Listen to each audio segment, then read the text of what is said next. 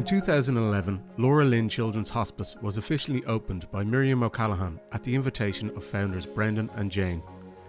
They had created the centre in memory of their two daughters, Laura and Lynn, who they had sadly lost some years before.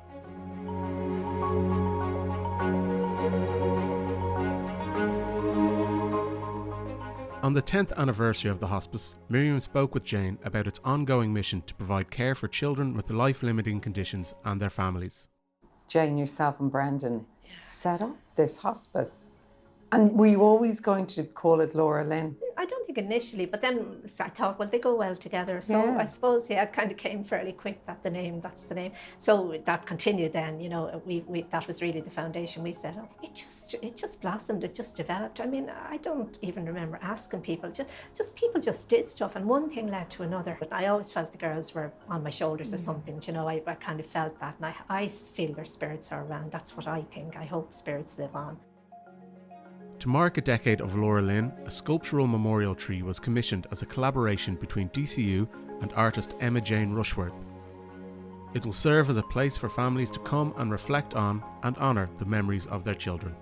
I remember being here 12 years ago when we turned the first sod. Yeah. When you're here today now, all these years on, is it amazing to look around and see what it's become? Yeah, exactly. It was such a great day, wasn't it? Yeah. Because you kind of finally felt it's happening, It's happening. And And now, of course, we're celebrating 10 years of LauraLynn up and running. Exactly, yeah. Is that a wonderful tribute for you almost to your two daughters?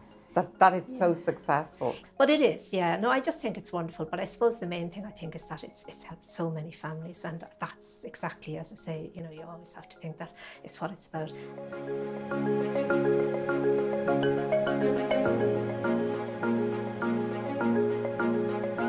Yeah, well, I think it's important for our families to be able to come back. And I think a place like a memorial garden and memorial tree is a place that will draw people back to. It's a place of reverence, it's a sacred space. And I think all those factors will draw our families to come back and reconnect with their children who have passed away. When you lose a person, we say like a child, you need to have somewhere to go to that was actually part of their story. When a child dies, we say their name will be engraved on each of the leaves. They'll be obviously placed gently on the tree, and they'll form the petals of a sunflower. Each of the children's names will be obviously placed on the sunflower as petals and form a beautiful structure, an art piece again. And I'm always struck when I come in here, into LauraLynn, that it's actually a very happy and peaceful place.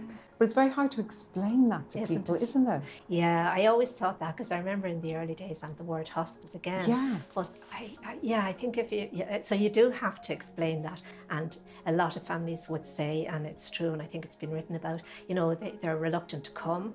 But once they come and they give it a little shot, they know then they're just can't wait to get here again and can't wait to stay. It really is. That's why I always say home from home, because it is like your other home and your other family, because the people here are wonderful.